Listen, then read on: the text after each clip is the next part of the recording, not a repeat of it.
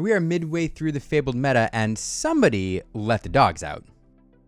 Now, this dog's deck has been around since the start of the meta, but it's really gaining in popularity recently. Why? Well, to answer that, let's take a look at the Bologna meta. 117 players, or 6% of the field, brought this tech to the tournament. But when they cut to day 2, the share was 12%, or 33 players, effectively doubling their representation. And then you look at the top 8, 2 out of the top 8 decks, or 25%, were playing dogs decks. And so every single time they cut, this deck doubled its representation, which is pretty wild. Those of us who have been around for a while are somewhat familiar with this deck. It used to be called Chernadogs because it made use of the card Chernabog as a fun combo piece. But with Chernabog rotating out at Fabled's release, the deck had to adapt a little bit. And so now it's doing a few things differently. Well, I wanted to learn more about the deck in this particular meta, and whenever I want to know about dogs, I go to the deck's original creator, Jack Morales or SSG Ghosty.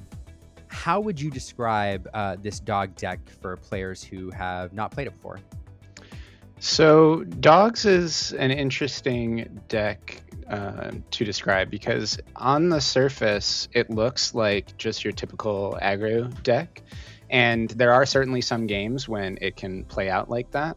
But a lot of times you're looking for these specific lines to play out like the Tramp Enterprising Dog for super low ink costs, and that a lot of times means not just turning everything sideways as soon as you can, and you have to try to line these specific turns up, making sure all of your characters survive into the mid game to do that. And it used to be that we wanted to try to combo Tramp into Chernabog and get these big explosive boards, and you can still do that with just chaining a few Tramps together, but now we've got things like Under the Sea in the list that allow you to even sort of play it like a little control-y when you're playing against other like real aggro decks that just go, okay, I'm going to play big questers and just keep turning them sideways,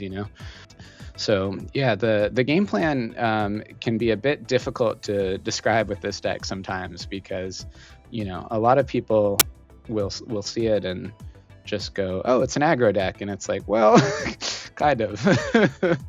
Okay, so that sounds pretty straightforward, right? Maximize the value of your characters, don't waste them needlessly in order to build up a board state that allows you to make use of certain synergies and combos. Okay, but how does that differ than any other deck that's trying to do this? Well, this deck is all about efficiency, and by that I mean ruthless efficiency. Go wide and be efficient with your character use, whether that's inking them versus playing them, questing them versus standing them. Even knowing like when to challenge or not is a huge thing because we've got the Tramp 2 that can pump our characters to extreme power levels. So you can have things like a Nala banishing, like a Hades if it comes down to it. But with decks like Purple Steel and Amber Steel, that's where it can really come into question a lot of like when is it right to challenge versus quest and stuff like that. So but you just got to be super efficient with this deck because one wrong ink or one wrong quest can cost you the whole game. You're going to hear the word efficiency used a lot to describe this deck, and one of the reasons is because there's not a lot of card draw in this deck, and by that I mean there's no card draw in this deck. Yes, there are plenty of cards that let you draw and discard, but you're not netting anything. And that means every single card that you draw, you have to use to its maximum potential. This means not wasting your characters on frivolous quests or challenges when there's other things that you can do with them later. But it also affects your ink decisions. Every single card you ink is obviously one that you can't play to the board. And so you can actually lose the game by inking one more than you need to in a particular game. In fact, it's not uncommon for Jack to win a game with only 2 ink in play.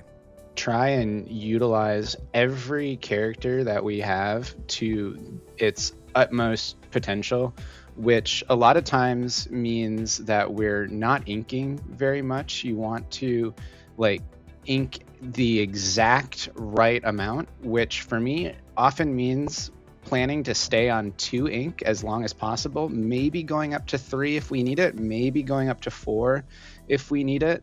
So you always need to know like how how much ink you're going to need, because every single time you ink in this deck, that is a character that is not going to be on board because now it's in the inkwell, right?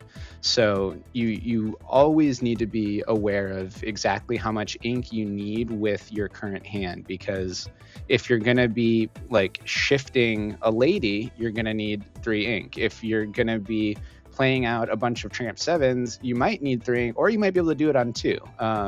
And if you're playing in a match where you're going to need like a go-go to close out the game, well, you're going to need 4 ink, unfortunately. So always being aware of that and playing for the hand that you have as well as the matchup that you're in is super, super important. So now that we understand a bit about what this deck's trying to do, let's talk about the first few turns and what you're trying to do right out the gate.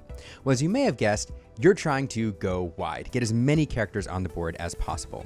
There are a number of reasons you want to do this, and one of them is the card that really makes this deck go, and that is Tramp Street Smart Dog. You'll hear Jack refer to it as Tramp 7. This deck largely works because of this card. It's one of the keys to making this deck go. It gets 1 cheaper for every single character you have in play, allowing you to benefit from a wide board. And then it has an extra ability, which lets you draw a card and discard a card for every single character you have in play. So if you have a really wide board, you're playing him for cheap, if not free, and then drawing a lot of cards and discarding a lot of cards, filling up your discard pile with cards that you can get back later, like Lilo Escape Artist, or cheaper cards that you can get back with a Shift Lady. Generally, when planning out the game, when you first are looking at your hand, you want to try and assess how many 1-drops you've got, and if you can, just keep playing out as many 1-drops as possible until like it becomes unreasonable, or you need to play one of your 2 or 3 drops, because there are certain matchups where like an Ursula is super important and you kind of have to break that 1-drop spam plan to rip an Under the Sea or a Strength of the Raging Fire. But I generally will try to go like in a perfect world, right? We would go a 1-drop on 1, 2 1-drops on 2, 2 more 1-drops on 3, into a 1-drop and a Tramp 7 on 4. And that is 6 1-drops that we've just played. So obviously, it doesn't happen every time. And if they've got, Fire the Cannons or a Strength or something, or, you're on the draw against Blurple and they've ramped out an Elsa, and, there's lots of ways for people to ruin our dreams. But in a perfect world, that's what we're doing. Just putting out all of these aggressive 1-drops, and not turning them sideways, because we want to get that Tramp out. Because if you do play all of those 1-drops and they survive into that turn 4, you can play a Tramp for 1 and then a Tramp for 0. And if you're on the draw, you could play another Tramp for 0. And you've just dug, 20 some cards through your deck, and you're in a pretty good spot that most decks struggle to deal with. So that is kind of like the perfect game plan, or the ideal game plan. But it's, we live in the real world where a lot of times that isn't possible, and we have to play an Ursula instead of 2 1-drops, or, we have to play a Tramp 2 to pump up a character to slow them down, so we do end up turning sideways, or, there are situations where that changes, but a lot of times that is the goal. Or, we didn't draw 6 1-drops by turn 4 and we've got to actually play out some Lilos or something, you know what I mean? And we just don't quite hit that perfect number. But I love going for that line, because it is just the most like efficient card to dudes on the board ratio I think you can hit in just about any deck, because you do all of that on 2 ink, and that way you're not wasting cards by putting them into the inkwell. Because with Tramp 7, you can think of like every character on board is essentially like exponential ink for Tramp 7s because they reduced the Tramp 7 by 1, which if you paid 1 to play them, it's a 1-to-1 reduction, right? But if you play 2 Tramp 7s based on that one character, then it's now that one character on board is actually 2 ink, where it would have only been 1 ink if you inked it, right? So it's, Tramp math. So now let's talk about how to set yourself up for the first few turns with your altar. Well, it's actually pretty straightforward in this deck. As you may have guessed, there aren't many cards that you really need to have. The biggest one is Tramp 7 if you can find one. There's also a couple cards that you want to avoid, and that's your big cost uninkables. But other than that, this deck is very low to the ground, and so it's actually pretty easy to set yourself up for success on the blind. Of course, once you know your matchup, there's certain 1, 2, and 3 drops that you might favor over others, and so you can alter a little more carefully. But on the blind, it's pretty straightforward. When altering with this deck, the only card that I would say I'm always keeping is Tramp 7.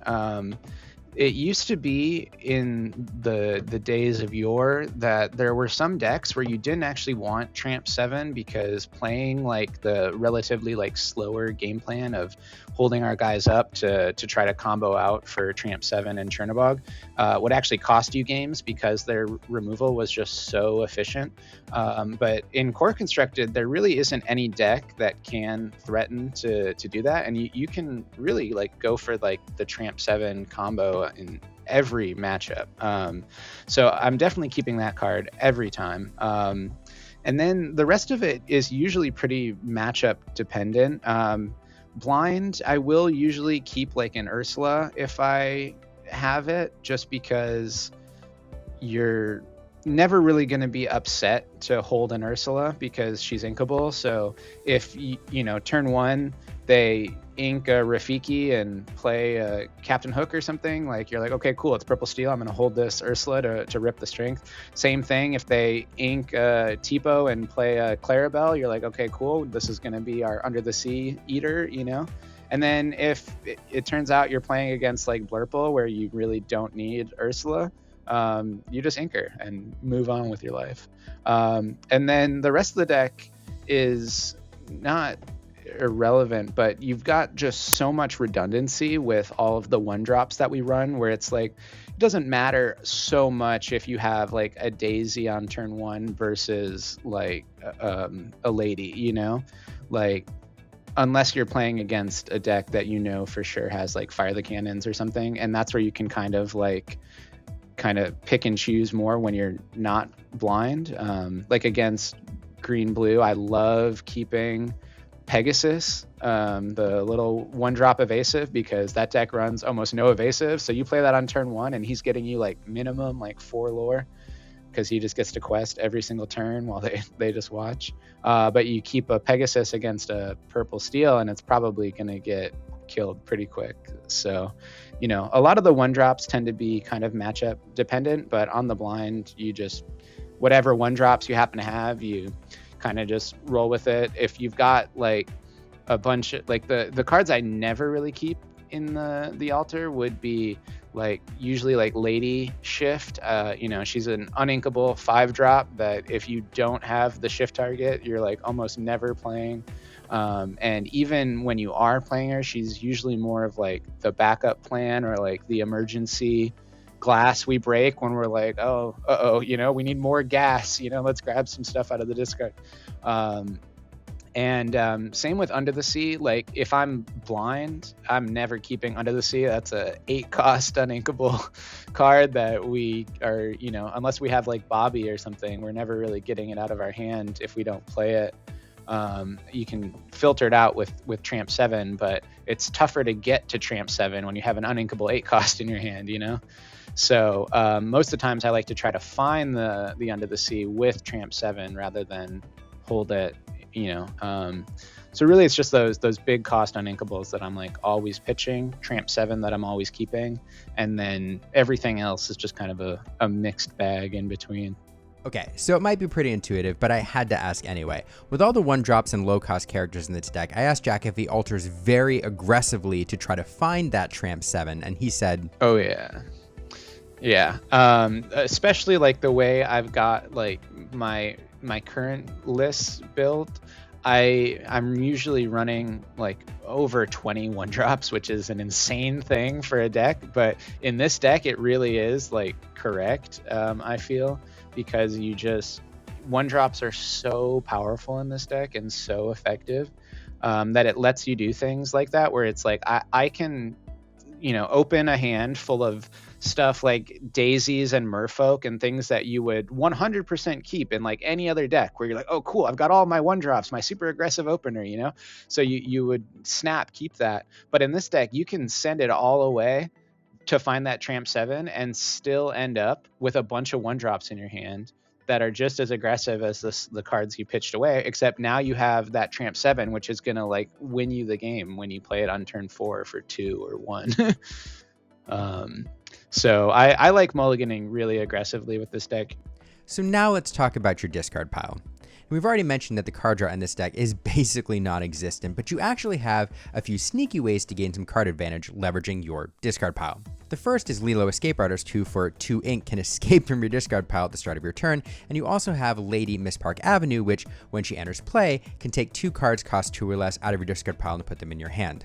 With all the cards that you have in this deck that allow you to draw and discard, you have to be very cognizant of how you're setting up your discard pile to use later in the game. When you have the option to discard a card with either Bobby or Tramp 7, for example, like you've got a Go-Go in hand, and a like a Nala or something, right?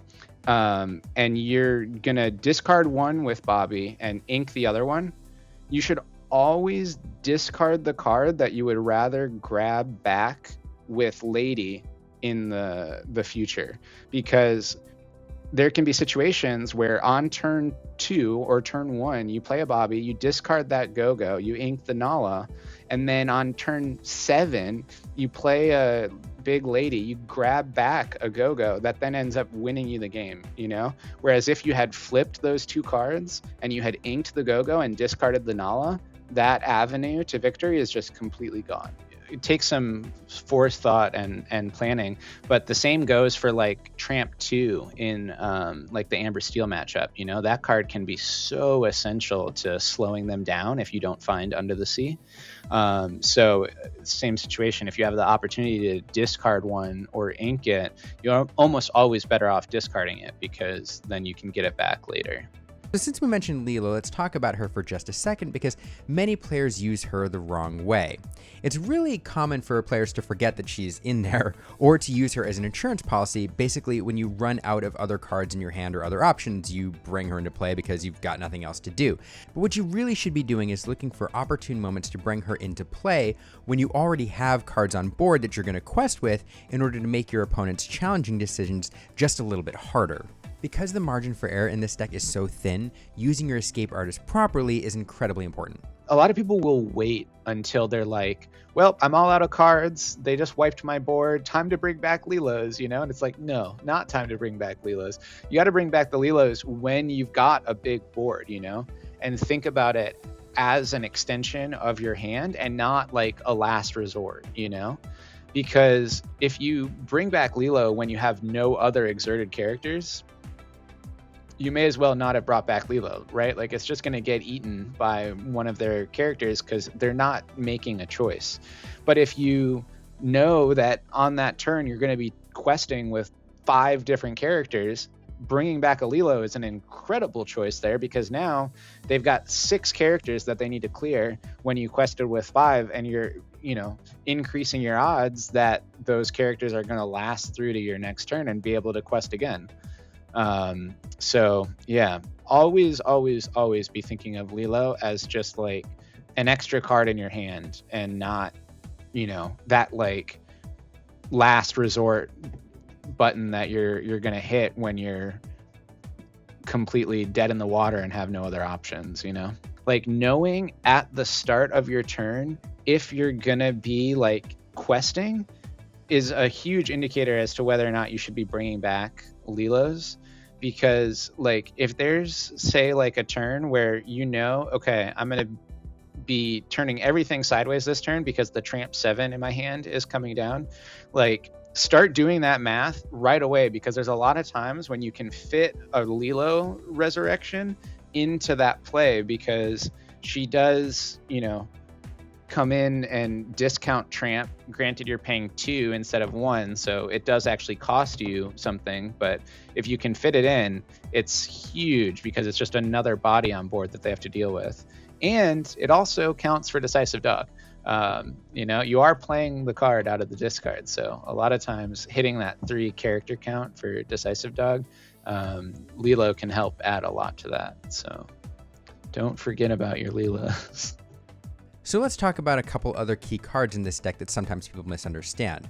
The first one is Daisy Duck Donald's Date, and this card is typically thought of as the ultimate aggro card. It's a 1/4 that quests for 2 that you can play on turn 1. Because of her high willpower, she's usually going to stick around for a challenge or 2, gathering you at least 4 lore before she's banished. But she's also one of your best challengers. Because she has 4 willpower, she's likely going to survive the initial challenge, keeping her on the board. And although she only has 1 strength, she can be augmented with the 2-drop Tramp, letting her do some significant damage. Speaking of increasing a character's strength, Lady Decisive Dog is also one of your better challengers because she gains a strength every time a character enters play. But it's also critical to understand how her strength increase works when she's shifted onto. I'll let Jack describe it here in a moment. Daisy, there's a lot of matchups where you surprisingly don't want to quest with her so much, and you use her more of as a beat stick, because you can pump her up with Tramp 2, and she's a 1/4, so she, unlike Nala and Little John, starts with a little bit of attack, and then you can pump her up, and then she can take a lot of hits, so she'll stick around, and then you can quest with her later when you're winning the game, and she's stuck around with 2 or 3 damage. And because if you're up against Amber Steel or a Dog Mirror, oh man, never quest her in the Dog Mirror. She is literally just there to fight if you play her, because you're 100% guaranteed to give them a card, and when dogs have more cards than they should, bad things happen. You want to be really careful about questing her in the mirror. And another one that I wouldn't say people so much misuse or misunderstand, but that I maybe just don't see get used enough is the Lady 5. Is actually one of our best tools for board combat,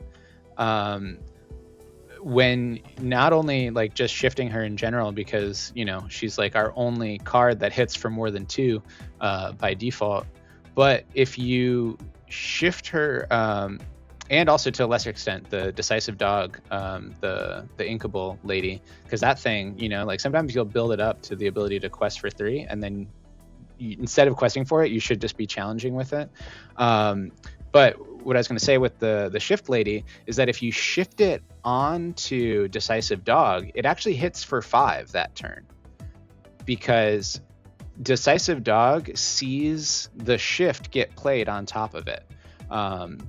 So she gets the +1 strength, and then can swing for 5. The other thing is that if you play a couple characters to pump up Decisive Dog and then shift on top of it, she'll hit for even more, because the strength increase stays. The lore increase doesn't, because the lore is contingent on the Decisive Dog's ability that says while she has at least 3 strength, she gets the +2 lore. So that will go away.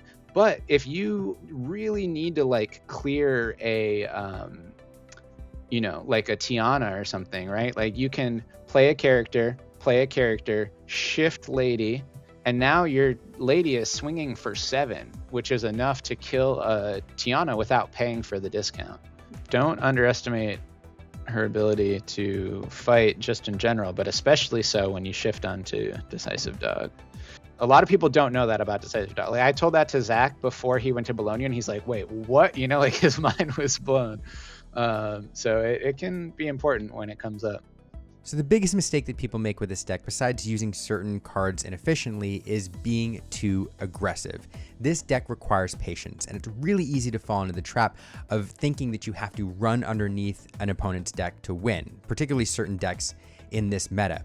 But the problem is that your wide board gives you several advantages. It's not just Tramp's Street Smart Dog, it's also cards like the 2-drop Tramp, which can augment one of your character's strength, allowing you to challenge efficiently. Usually the right strategy with this deck is patience, but it's also possible to be too conservative. You have to find the right balance.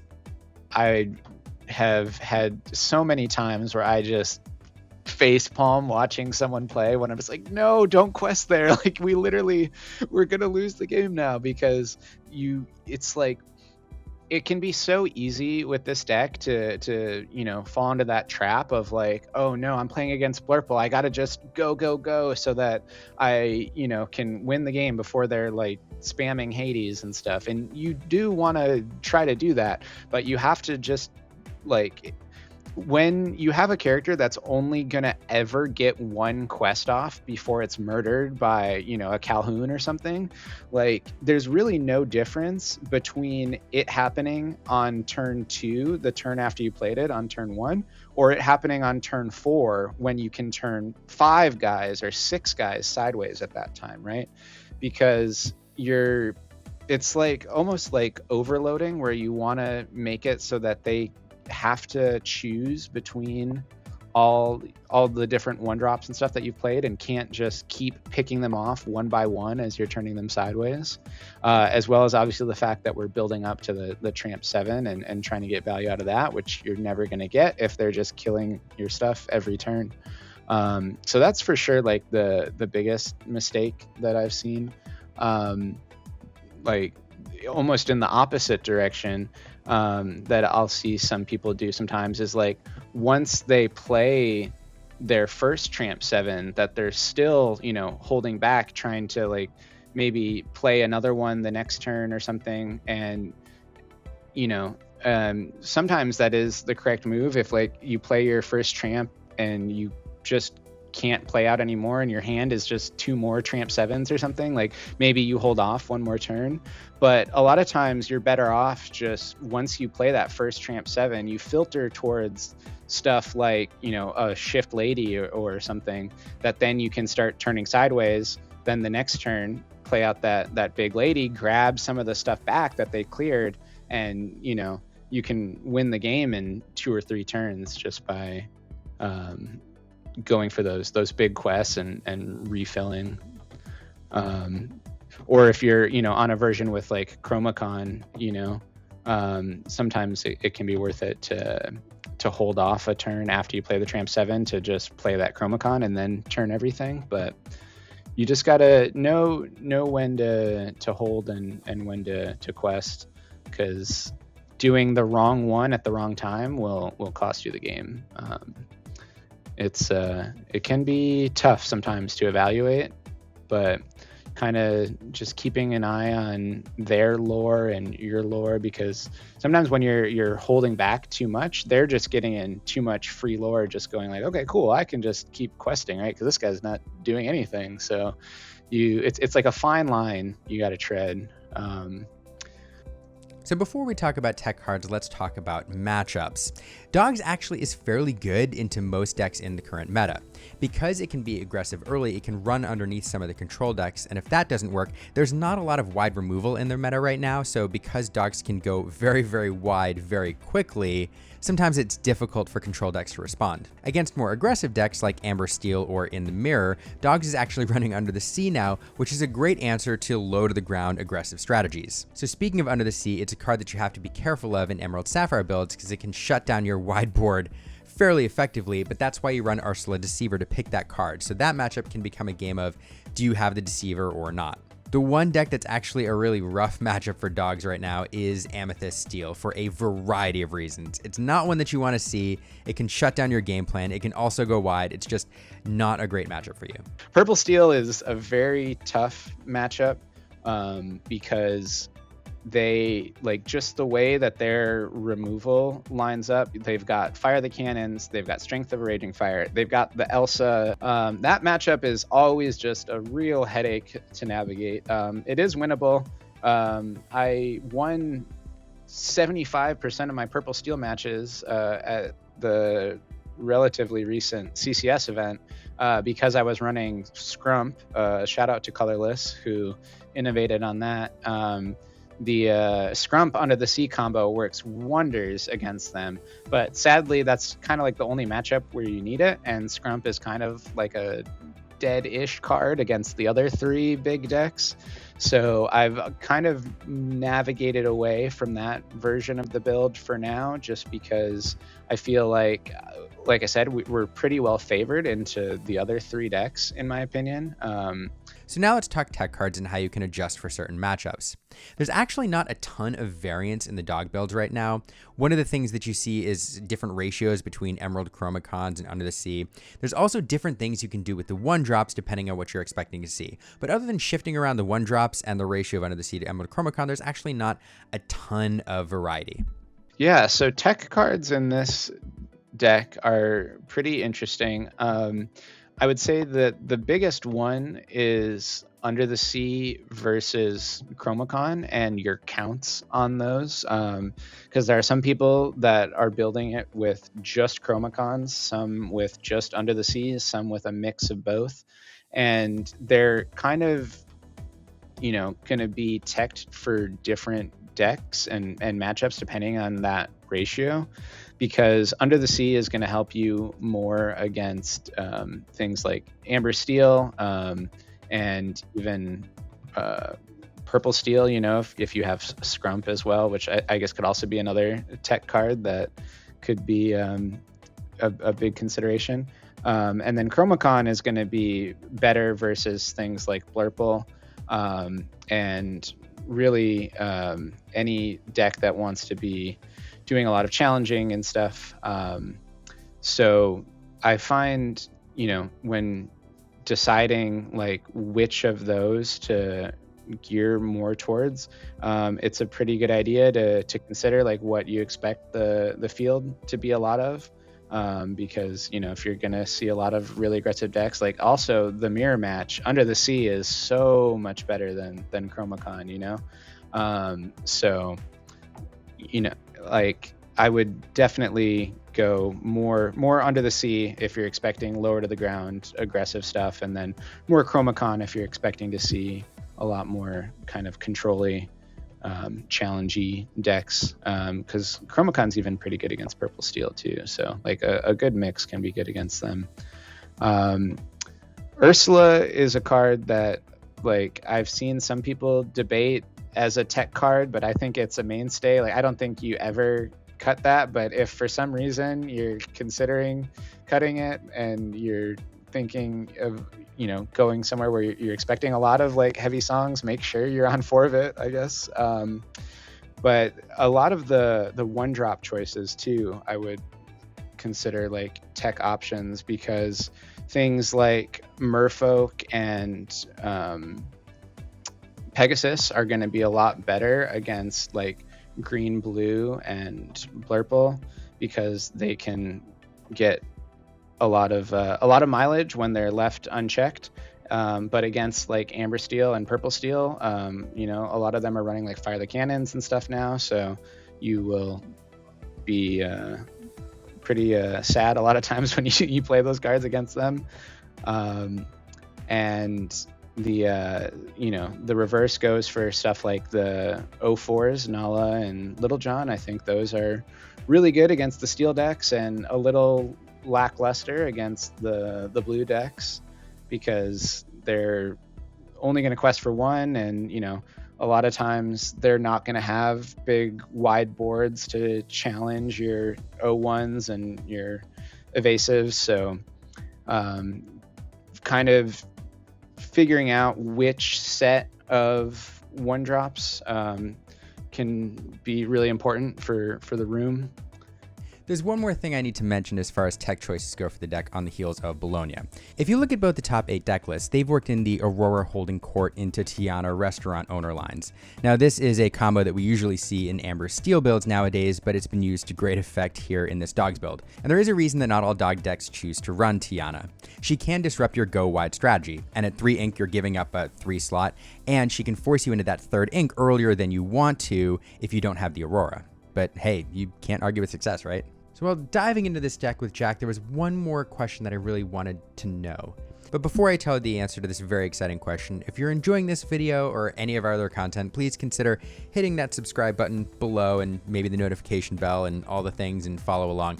Really enjoy bringing you this content, especially as we're prepping for DLC Milwaukee. So we'd love it if you followed along, and your support means a ton.